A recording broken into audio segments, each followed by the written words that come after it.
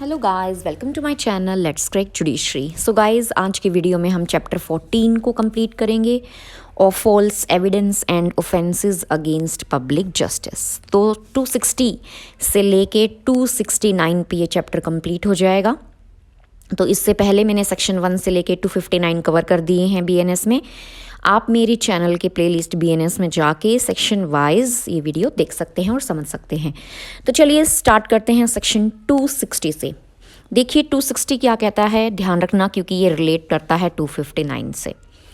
Intentional omission to apprehend on part of public servant bound to apprehend person under sentence और lawfully committed. अब ये 259 से आप अगर जब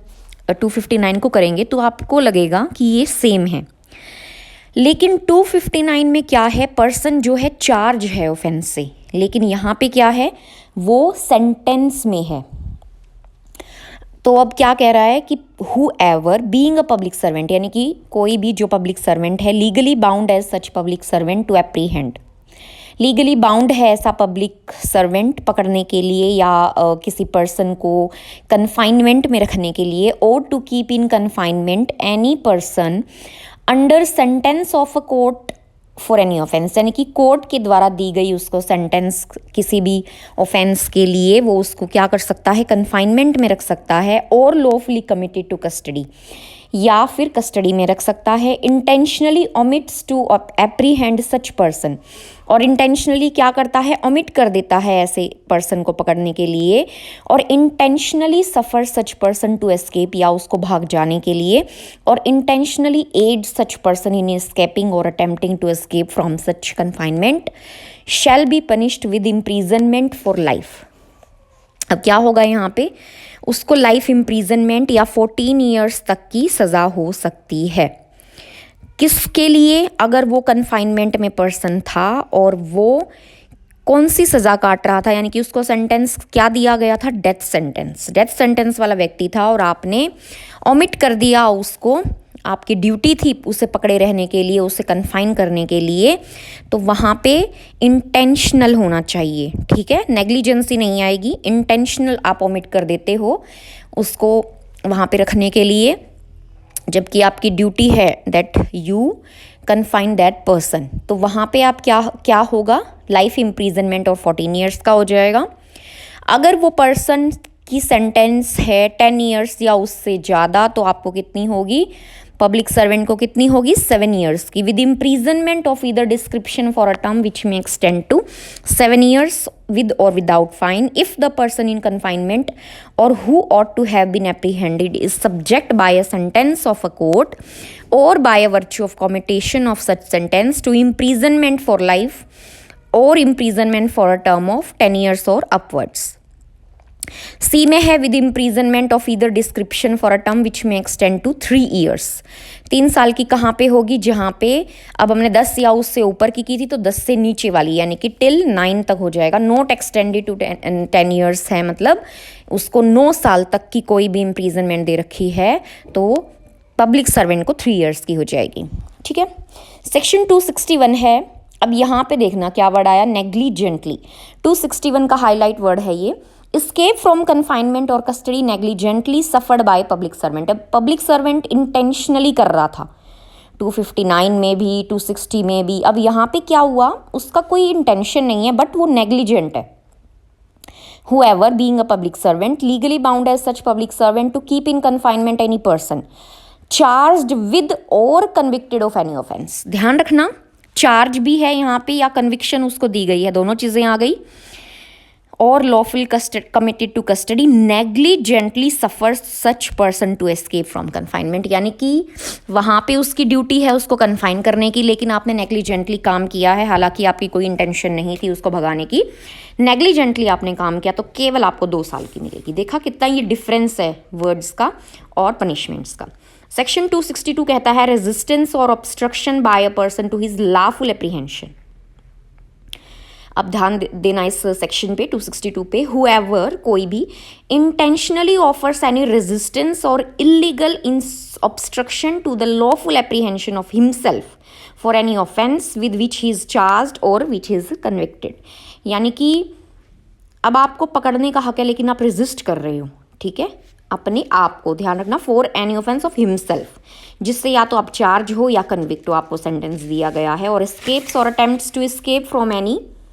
custody in which he is lawfully detained for any, यानी कि किसी भी ऑफेंस के लिए आपको रखा जाता है, वहाँ पे क्या होगा, अगर आप ऑब्स्ट्रक्ट करते हो खुद को कि वो कन्फाइन ना कर पाएँ तो वहाँ पे 2 ईयर्स तक की सज़ा आपको हो जाएगी। एक्सप्लेनेशन कहता है punishment in this section is in addition to the punishment for which the person to be apprehended, यानी कि जिस ऑफेंस के लिए आपको डिटेन किया गया था उससे ऐड होके ये पनिशमेंट 2 साल की होगी। or detained in custody was liable for the offence with which he was charged or of which he was convicted. Section 263 कहता है resistance or obstruction to lawful apprehension of another person. apprehension माने detain वगैरह करना, ठीक है। अब resist या obstruct करना, अब 262 में क्या था, खुद का, 263 में क्या है, another person. Whoever intentionally offers any resistance or illegal obstruction to the lawful apprehension of any other person for an offense. Offence के लिए किसी दूसरे पर्सन को मतलब कि रेस्क्यू करना, कि वो कस्टडी में ना जा पाए, लॉफुली डिटेन है वो, उसका ऑब्स्ट्रक्ट करना, रेजिस्ट करना, वहाँ पे अलग अलग तरह की पनिशमेंट हैं। देखो ई तक बताया है, तो क्या क्या है देखो, ए में शैल be punished with imprisonment of with description for a term for 2 years, 2 साल की हो जाएगी। अब आगे देखो क्या क्या कंडीशन है, if the person to be apprehended और द पर्सन रेस्क्यूड और अटेम्प्टेड टू बी रेस्क्यूड, यानी कि जो पर्सन जिसको पकड़ना है या फिर वो पर्सन जिसको बचाया है या आपने कोशिश की है बचाने की, इज चार्ज्ड विद, यानी कि वो जिसको बचाया है ना वो पर्सन कहाँ तक है, 10 साल तक की उसको सज़ा दी गई है, लाइफ इम्प्रीजनमेंट या 10 साल तक की। तो विद इम्प्रीजनमेंट फॉर लाइफ और इम्प्रीजनमेंट फॉर अ टर्म विच में एक्सटेंड टू 10 ईयर्स, तो पर्सन को कितनी होगी जो ऐसा उसको रेजिस्ट या ऑब्स्ट्रक्ट करेगा, उसकी एप्रीहेंशन को, डिटेंशन को 3 ईयर्स, ठीक है। सी में देखो, अगर वो पर्सन चार्ज है या लाइबल है डेथ के लिए, डेथ वाले ऑफेंस के लिए, तो 7 ईयर्स का वहाँ पे उसको पनिशमेंट मिल जाएगा जो रेजिस्ट और ऑब्स्ट्रक्ट करेगा। डी में है if the person to be apprehended और रेस्क्यूड और attempted to be rescued is liable under the sentence of a court और by virtue of a commutation of such a sentence. अब commute कर दिया है उसको, उसकी कम कर रखी है लाइफ इम्प्रीजनमेंट या फिर 10 या उससे ऊपर कर रखी है, तो कितना, सेम 7 ईयर्स हो जाएगा, यानी कि कम्यूटेशन वाले उसमें भी ये आ जाएगा। और ई में है if the person to be apprehended और रेस्क्यूड और attempted to be rescued is under sentence of death, death sentence में है तो वहाँ पे क्या होगा, और लाइफ इम्प्रीजनमेंट या फिर 10 साल तक की नोट एक्सटेंड, यानी कि 10 से नीचे जो है आपको क्या हो जाएगी, रेजिस्ट और ऑब्स्ट्रक्ट करने वाले पर्सन की पनिशमेंट हो जाएगी। पर्सन किस में है, डेथ सेंटेंस में। उसके बाद है 264, ये कहता है ओमिशन टू एप्रीहेंड और sufferance of escape on part of public servant in cases not otherwise provided, यानी कि ये कह दिया कि भाई 259, 260, 261 या कोई भी और कानून हो, ठीक है, और इन एनी अदर लॉ, अगर उस कानून में इनके अलावा कोई और चीज़ आ जाती है और तब पब्लिक सर्वेंट ओमिट करता है, यानी कि नेग्लिजेंटली भी नहीं, इंटेंशनली भी नहीं, कोई और रीज़न हो, तो वहाँ पे क्या होगा, whoever being a public servant legally bound as such public servant to apprehend और to keep in confinement any person in any case not provided 259, 260, 261 or in any other law for the time being in force omits to apprehend that person or suffers him to escape from confinement shall be punished if he does so। अगर intentionally किया है तो क्या होगा, 3 साल तक की सज़ा हो जाएगी, और नेग्लिजेंटली किया है तो क्या होगा, 2 साल तक की सज़ा हो जाएगी। किसको, पब्लिक सर्वेंट को, यानी कि जो इन सेक्शन में आ, रेसिड्यूरी सेक्शन भी आप इसको बोल सकते हो 264 को। नेक्स्ट है सेक्शन 265, रेजिस्टेंस और ऑब्स्ट्रक्शन टू लॉफुल एप्रीहेंशन और एस्केप और rescue in cases not otherwise provided for,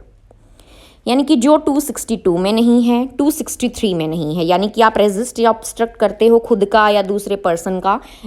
या फिर any other law for the time in force intentionally offers any resistance or illegal obstruction to the lawful apprehension of himself or of any other persons यानी कि इन दोनों को छोड़ के या कोई कानून जो फोर्स में है उन 3 चीज़ों को छोड़ के कोई और चीज़ है वहाँ आप रेजिस्ट या ऑब्स्ट्रक्ट करते हो तो 6 मंथ्स का पनिशमेंट हो जाएगा। 265 also a residuary section. Whoever in any case not provided for in section 262, 263 or in any other law for the time being in force, यानी कि intentionally offers any resistance or illegal obstruction to the lawful apprehension of himself or of any other person or attempts to escape from any custody in which he is lawfully detained or rescues or attempts to rescue any other person from any custody in which that person is lawfully detained, then there will be punishment of 6 months or with fine or with both। Section 266 है violation of condition of remission of punishment, यानी कि किसी को conditional remission मिला हुआ है punishment का, लेकिन आप वायलेट करते हो कोई कंडीशन। मान लो आपको बोला गया है बाहर नहीं जाना, आउट ऑफ इंडिया आप चले जाते हैं, तो क्या होगा, ओरिजिनली सेंटेंस जो आपको दी गई थी वो आपको भुगतनी पड़ेगी। Whoever having accepted any conditional remission of punishment, यानी कि पनिशमेंट कम करके आपको कंडीशनल दी गई है, नोइंगली वॉयलेट्स यानी अब आपको पता है आप फिर भी कंडीशन वॉयलेट करते हैं, on which such remission was granted shall be punished with the punishment to which he was originally sentence. यानी कि अब जो कंडीशनल रिमिशन मिला था वो तो भूल जाओ, जो आपको ओरिजिनली सेंटेंस किया गया था वो आपको भुगतनी होगी। If he has already suffered no part of that punishment and if he has suffered any part, यानी कि मान लो अगर आपने बिल्कुल ही नहीं वो पनिशमेंट ली है तो आपको पूरी भुगतनी पड़ेगी। कोई पार्ट अगर मान लो आपने कर लिया है, मान लो 4 साल की थी, 1 साल आप रह गए हैं, आपने भुगत ली है, तो फिर जो पार्ट बचा हुआ है जो आपने 3 साल का वो आपको then that with so much of that punishment as he has not already suffered, तो आपको भुगतना पड़ेगा। ठीक है, फिर है सेक्शन 267 इंटेंशनल इंसल्ट और interruption to public servant sitting in judicial proceeding. Whoever intentionally offers any insult or causes any interruption to any public servant, किसी पब्लिक सर्वेंट को एक तरह से बेइज्जती करना या इंटरप्ट करना, और मान लो वो जुडिशियल प्रोसीडिंग में बैठा था, मान लो जज ही है, तो आप ऐसा करते हैं तो 6 मंथ्स की सज़ा और 5,000 का फाइन हो जाएगा। ठीक है, पर्सोनेशन ऑफ एसेसर, यानी कि पर्सोनेट करना, take identity of another person with intention of deceiving someone. ठीक है, अगर मान लो whoever by personation or otherwise या दूसरे तरीके से shall intentionally cause or knowingly suffer himself to be returned, impanel or sworn as an assessor, इनके assessor जो इसमें जुडिशियल वगैरह प्रोसीडिंग में काम करता है वहाँ पे उसको आप पर्सोनेट करते हो, मतलब आप बताते हो कि भाई मैं ये बंदा हूँ, तो इस तरह से आप पर्सोनेट करते हो, या फिर कुछ और इंटेंशनली कुछ ऐसा करते हो जिससे सफरिंग वहाँ पे क्या हो कि कोई भी चीज़ है, मान लो कागजी जो चीज़ है जो जुडिशियल प्रोसीडिंग में, मान लो कोर्ट में कोई चीज़ है, वो रिटर्न इम्पैनल और sworn as an assessor in any case अगर हो जाती है, जिसमें उस बंदे को तो पता है ये जो प्रोसीडिंग है ये मतलब लीगल चीज़ है, इसका मैं ऐसा कुछ लाइबिलिटी या एंटाइटल्ड नहीं हूँ, तो he knows that he is not entitled, उसे पता है कि भाई मैं तो पर्सोनेट कर रहा हूँ, मैं तो ऐसा बंदा हूँ ही नहीं। He is not entitled by law to be so returned, impaneled or sworn, or knowingly himself to have been so returned, impaneled or sworn contrary to law, और वो सर्व करता है भाई मेरी ये पावर है इस तरह से पर्सोनेट करना किसी को, तो 2 years की पनिशमेंट हो जाती है। 269 अब लास्ट है चैप्टर 14 का, देखो failure by person released on bail bond और bond to appear in court, यानी कि बेल बॉन्ड वगैरह पे आपको रिलीज़ किया गया है लेकिन आप वहाँ पे फेल हो जाते हैं कोई बॉन्ड वगैरह भरने से, तो वहाँ पे क्या होगा, देखो 1 साल तक की सज़ा हो जाती है। Whoever having been charged with an offence and released on bail bond और bond fails without sufficient cause, बिना किसी रीज़न के, the burden of proving which shall lie upon him, उसी पे होगा कि वो बर्डन जो उस पे होगा कि भाई उसने बॉन्ड नहीं भरा जो भी है, to appear in court in accordance with the terms of, यानी कि बेल बॉन्ड की कुछ कंडीशंस थी और उनको आपने फुलफिल नहीं किया जबकि आप बेल पे हैं बाहर, तो 1 ईयर की पनिशमेंट हो जाएगी। Punishment under this section explanation says that in addition to the punishment to which the offender would be liable on a conviction of the offence for which he has been charge, यानी कि same चीज़ आ गई कि addition में हो जाएगी, यानी कि उसको जो पनिशमेंट दी गई थी उसका एडिशन 1 साल का लग जाएगा। बेल बॉन्ड वाला ये 269 का, तो ये एडिशन में होगी। बी है without prejudice to the power of court to order for feature of the bond, और कोर्ट की जो पावर है उसको बिना टच किए ये जो फॉरफीट भी कर सकता है बॉन्ड को, ये कोर्ट की पावर रहेगी। ठीक है, तो हमारा चैप्टर 14 अब कंप्लीट हो जाता है और नेक्स्ट वीडियो में हम चैप्टर 15 करेंगे।